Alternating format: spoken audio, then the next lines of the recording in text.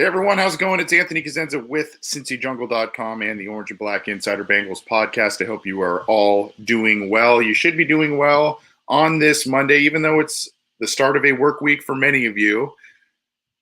It's the first time we get to celebrate a Bengals win in 2020, and really for a long time. It's been a long time since the Cincinnati Bengals have won a game. So we're going to talk about the headlines surrounding the Bengals win over the Jacksonville Jaguars. We'll chat about that.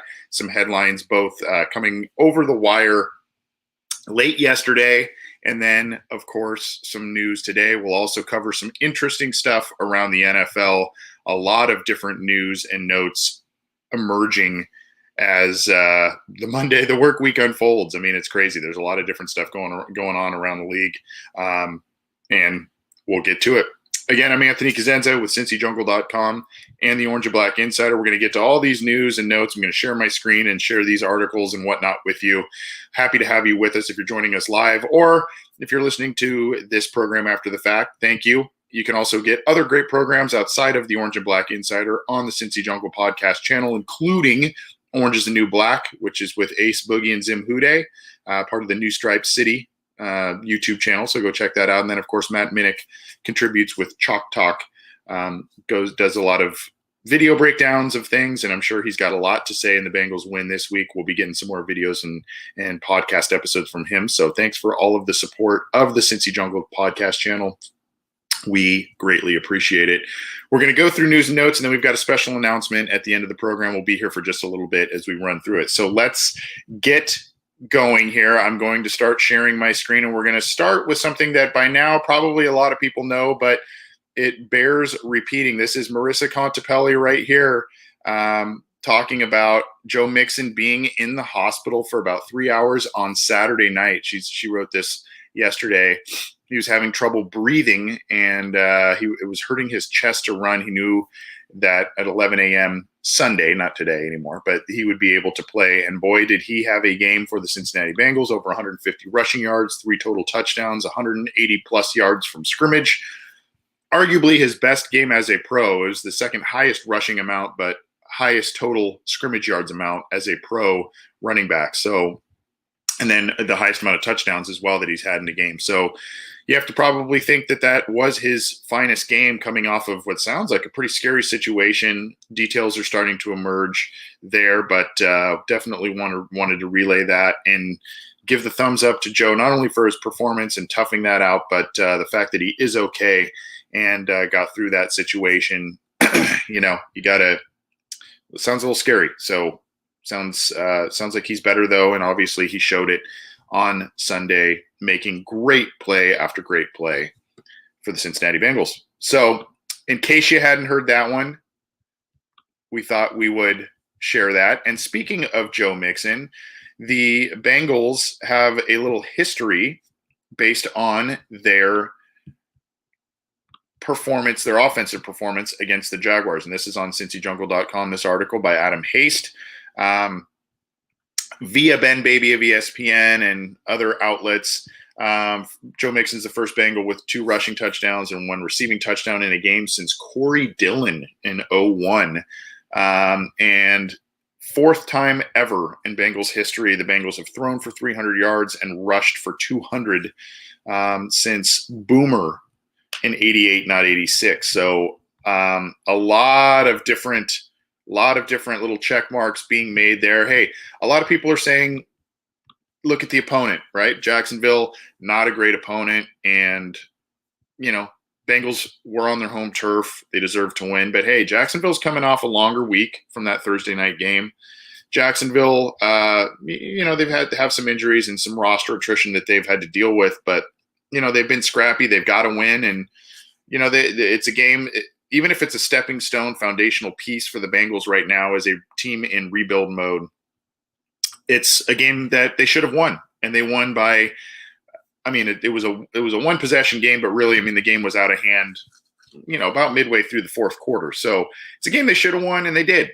And so you got to give the Bengals credit, and you got to regardless of who the opponent is. And this week coming up against the Ravens is a big litmus test for the Cincinnati Bengals and the progress they've made. As you remember, the Ravens, especially once last year in Baltimore, they really, really took it to the Bengals. It was a total nightmare game for the Bengals. So they obviously remember that. And if you saw on Bengals.com or their social media accounts, etc., Zach Taylor addressed the team afterward, giving game balls and all of that, and they were celebrating the win in the locker room. But one of the things he closed with when he was talking to his team is Baltimore Ravens this week. That's all I'm going to say. Let's get to work. So it sounds like the Bengals are taking it seriously. By most accounts, they had their best week of practice leading up to the Jacksonville game, and it led to a win.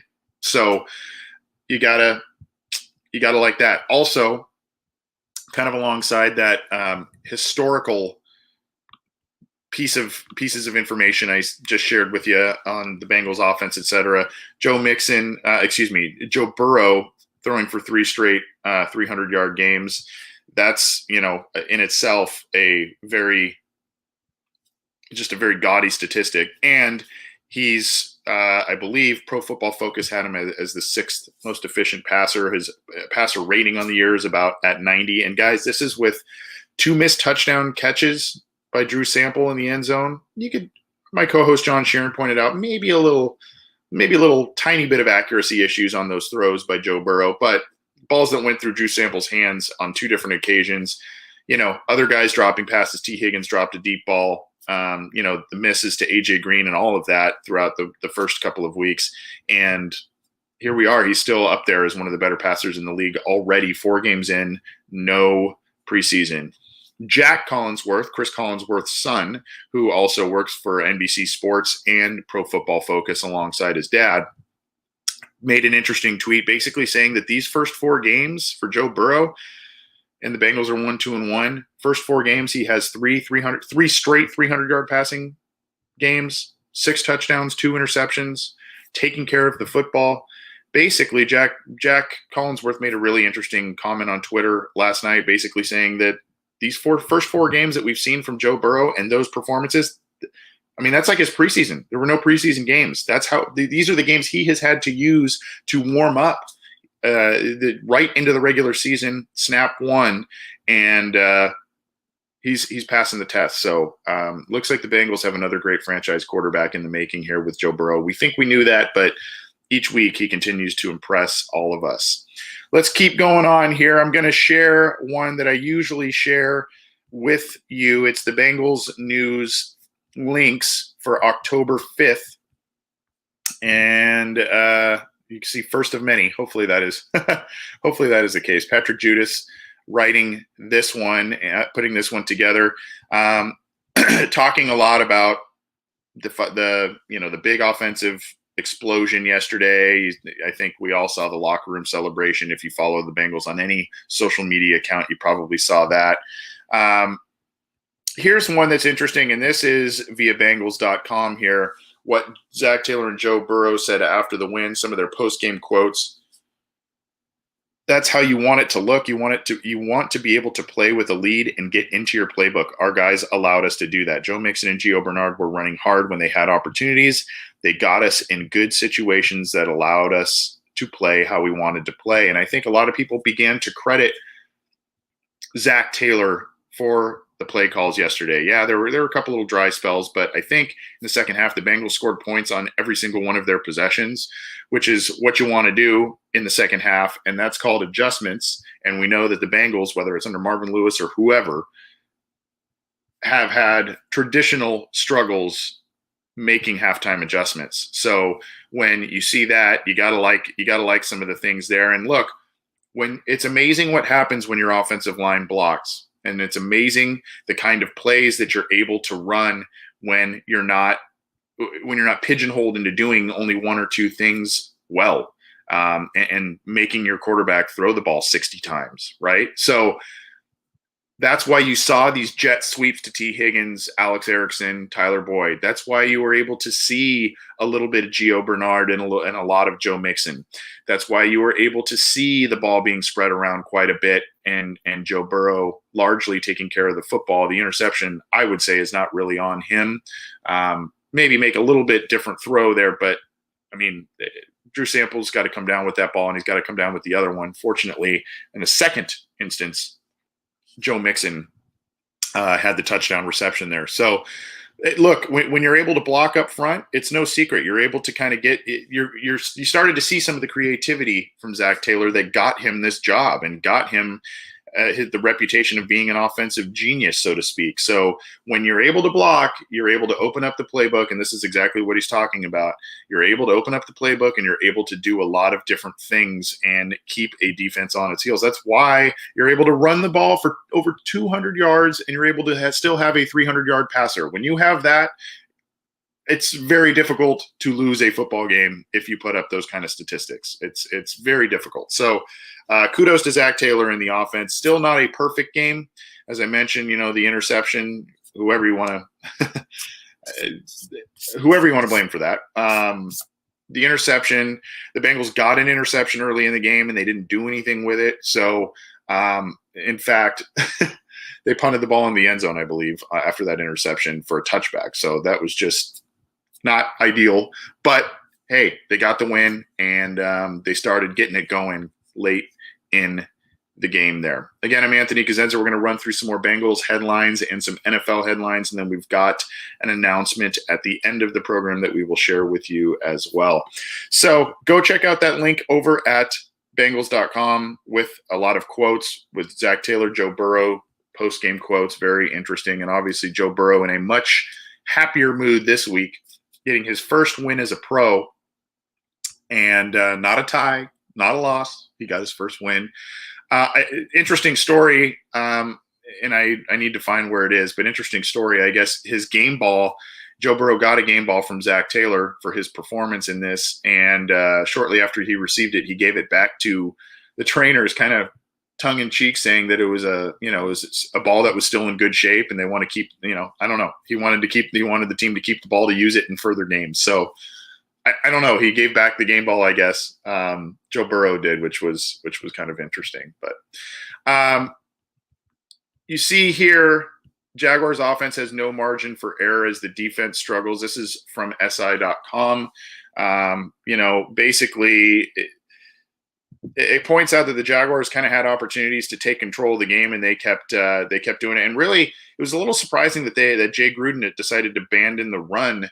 It was working at times pretty effectively. I will say this, in rewatching the game last night, there were some plays that the Jags made that I kind of slipped in the back of my mind. I didn't think about, but there were some plays that the Jaguars made, some good runs, et cetera, that were called back on critical penalties on a couple of occasions. And then they kind of, were put into second and long, third and long type of situations, forcing them out of run situations. And then all of a sudden you punt the ball, the Bengals are scoring points, and then you're down, and then the run game's gone. But so I kind of understand that in one respect, but there were some points in the game where Jacksonville was getting some chunk yardage on the ground. The Bengals defense is not perfect, and when I rewatched that game, like I said last night, 2 of those 3 sacks that the Bengals got were coverage sacks.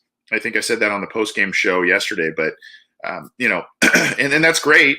I mean, that shows that the pass defense is pretty solid, but the Bengals need to ramp up their pass rush this week against Baltimore. We hope that Geno Atkins will return. No word on that quite yet. We'll know more as the week progresses. I'm inclined to think that after a month he would be good to go, but we also thought that he would play in the Eagles game, and here we are, two games. He didn't play then, and he didn't play against Jacksonville. So I would hope that he's coming back there. Some of our good friends running another great podcast, Jake Liskow and James Rapine. A lot of other podcasts out there, Bengals podcasts, a lot of good ones. So check out those. Of course, after you check out ours, go check out those other ones. There are a lot of good guys and gals out there doing some great stuff covering the Bengals that are not employed by ESPN, the Inquirer, et cetera. Those guys are all great too, but a lot of different sources for Bengals insight. So check those out. Let's see here. I mean, a lot of these are just kind of some more. This one's interesting here. Joe Burrow picks up his first win and makes NFL history from Yahoo Sports. He does set the rookie record. This is basically kind of what I was alluding to earlier. it's the third straight game with at least 300 yards, something of which no other rookie has ever done. So you gotta. That was kind of what I was alluding to before about the record there, and that was from Yahoo.com. But you got to tip your hat to him. And look, this is that record again. Yesterday, not really withstanding, but with poor pressure given up by the offensive line, poor protection, not a semblance of a running game to lean on, and really kind of predictable. One-dimensional type of offense. So you gotta continue to be impressed with Joe Burrow. Some other news here. I know a lot of us wanted to pile on, and I know I did, pile on Randy Bullock for his missed kick in week 1 that, you could say cost the Bengals the game. But, as we all know, in football, there are a number of different plays and a lot of different instances that one can point to. And, unfortunately, the job of a kicker is pretty one or two dimensional. And when you don't succeed, that definitely magnifies things. And that was a critical situation. But Randy Bullock, after missing that kick and injuring his calves, this is by my esteemed co-host John Sheeran on CincyJungle.com, and many have pointed it out. Look, this guy's playing well since 3 games since. He's absolutely perfect on field goal attempts and extra point attempts, and he was 4 of 4 yesterday on field goals. He was 3. What was he? 2 of 2. 3 of 3 on extra points. So, hey, he's doing pretty well. And some of these are in the 40. You can see here, he's had 4 kicks from 40 to 49 yards away. So these aren't gimme shots, which is really, really ironic given the fact that he missed the 31-yarder, which is a gimme attempt. But there was a point here, and again, John pointed it out in this article, but there was a point here. The Bengals they were up by 1 possession, and they kind of just chugged down the field, ate up a lot of clock, and needed a field goal to really put the game away, ice it, and put Jacksonville into their scramble mode, their 2-minute offense mode to try and get as many points as possible. But at that point, it was kind of sealing the game, and they would slam the door shut. He hits a 30-yard field goal, and it was not really easy weather to kick in. Yesterday, some rain, it would come and go. So, you gotta, I understand what happened. And I know there are still questions in terms of, hey, can he kick? How consistent can he be at 50 plus? Is he going to kick a game-winning field goal in crunch time against a solid team to get the Bengals a win? Some of these questions are going to remain, but for now, Randy Bullock is kicking the ball a lot better since that miss.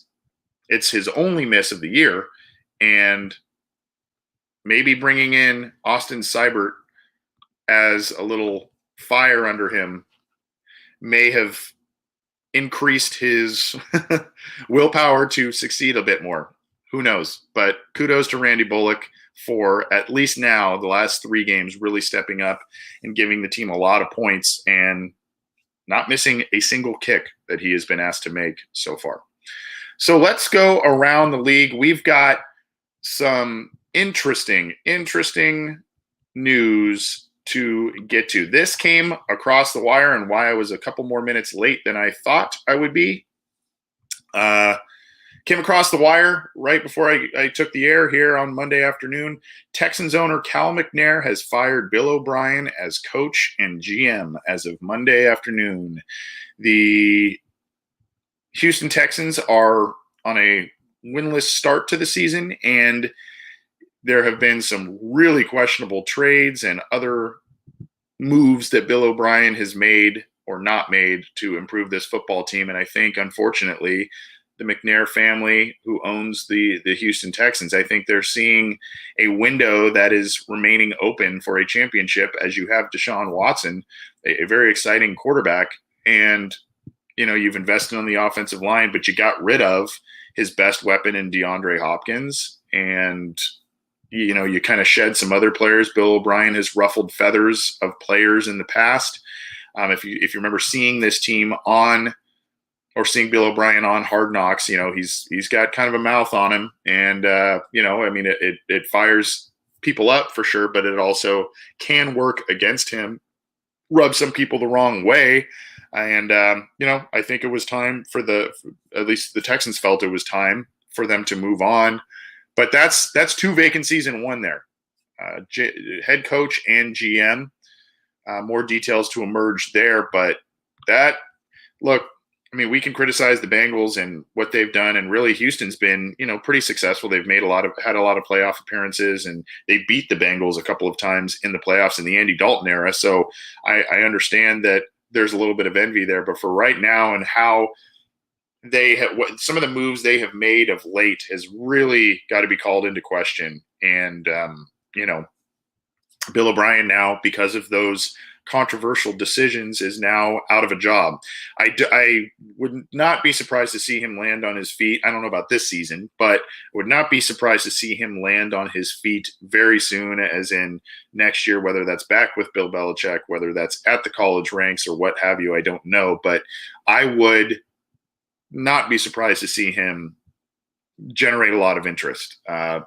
He's kind of a lightning rod type of guy for a lot of different reasons, but I think he will be a well sought after guy after maybe next offseason, but we'll see. Interesting news though coming out of Houston on Monday afternoon. This is, as we know, the NFL is a somewhat of a copycat league, and you've got a struggling Dolphins team. They lost to the Seahawks on Sunday. You got a struggling Dolphins team who's got a Tua Tagovailoa on the bench, and they are watching the Bengals get wins a win with Joe Burrow. They are watching Justin Herbert throw the ball very well for the Chargers. And now with the Dolphins having only one win to their name, they beat the Jaguars, who the Bengals just played, on Thursday night. And if you watch, Ryan Fitzpatrick had the most absolutely epic post-game outfit ever. Go Google that. It's pretty awesome. Anyway, Ryan Fitzpatrick not generating a lot of points. If you've watched Ryan Fitzpatrick's career, you probably saw it back in 2008 when he was with the Bengals.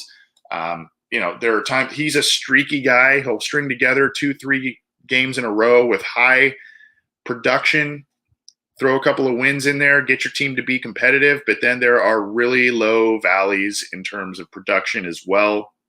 And the losses tend to kind of string together when Fitzpatrick's the quarterback.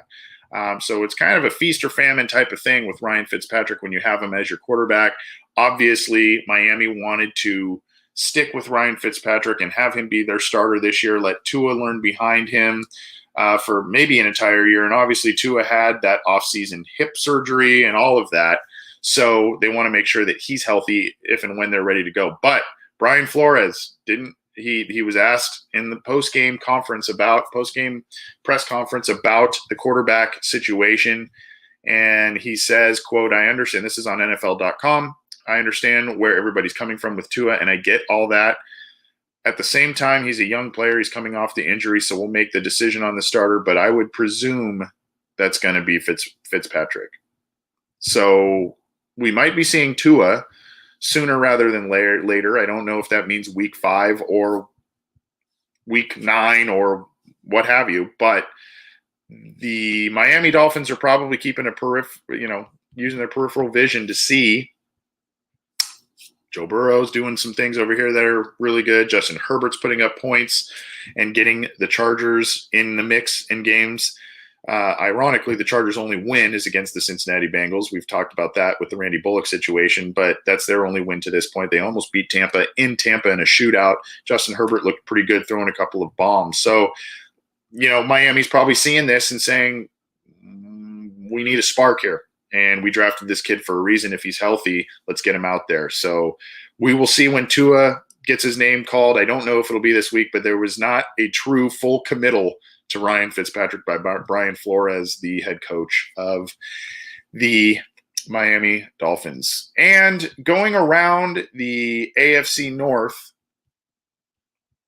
the Cleveland Browns suffered a significant loss on offense in their running back, Nick Chubb. If you remember, Nick Chubb had a big game against the Cincinnati Bengals on Thursday night. He's going to miss, it says, several weeks. This is on ESPN.com. Jake Trotter writing this one. Other outlets I'm seeing are reporting about 6 weeks. So he's on that IR. And as you know, IR this year is a little different because of COVID and just some rule changes, et cetera. IR is a little different. There's a shorter term stint that teams can use instead of the entire season or, the 8-10 week type of window, and then you can call him to return. So Adam Schefter here says doctors think he'll miss about 6 weeks. So that will be a big speed bump in the Cleveland Browns season. They had been playing very well. They're 3-1. They just beat Dallas in Dallas. I think it was 48-30 something. And so they had a 2-possession win over the Dallas Cowboys in Dallas, and they're 3-1. The only loss they have is to the Baltimore Ravens, where they got just ran out of the building by Baltimore. So look, it's part of the NFL, obviously, injuries and dealing with this. They do have another talented back in Kareem Hunt that they can lean on for this week, but that's going to change a lot of things for the Cleveland Browns, I would think. And you have to always their formula with their running backs and why they have those guys specifically so that they can mix both in and keep each other fresh and continue to run the football basically at will. So that the Chubb injury is a big one, and that's not good for the Cleveland Browns. And we'll see what if they end up, entering a tailspin or what have you in terms of wins, losses without Nick Chubb in their lineup for at least a month and a half, it sounds. We'll see. Well, we got to a lot of different news for the Cincinnati Bengals and around the NFL, around the AFC North, that sort of thing.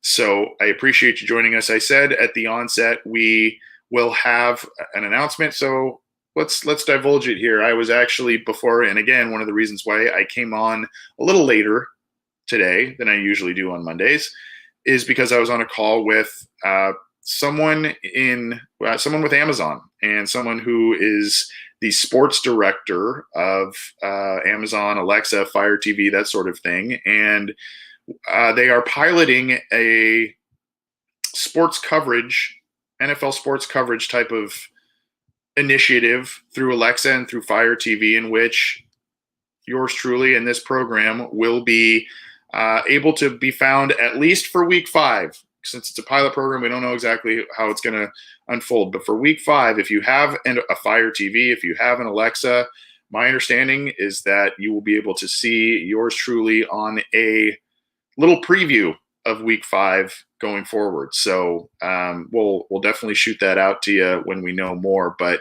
if you have that, if you have one of those Alexas that has the video screen, or like I said, Fire TV, or even if you have the audio Alexa that you can say, hey Alexa, show me some Bengals coverage or what have you, and I should be in the queue, or this program should be in the queue. So check that out. And what's kind of cool is, aside from myself previewing the game, the other someone covering the other team, that the opposition, will also be giving you some insight. So you'll get a little from us, you'll get a little from the other side of the fence, and a little bite-size condensed game preview. So we'll shoot out more information when we know more. Just had the call today, but looks like at least for week 5, you can find some more of our stuff on Alexa and Fire TV. So pretty cool. They knew us, they knew our program, and pretty flattered. So check that out if you can, and we'll let you know more as that potentially develops. Pretty exciting. Thanks for tuning in for Monday again. We do, in case you're new here, we do Monday, we do the headlines around the league and with the Cincinnati Bengals. We do the Wednesday deep dive show and analysis show with John Sheeran and myself.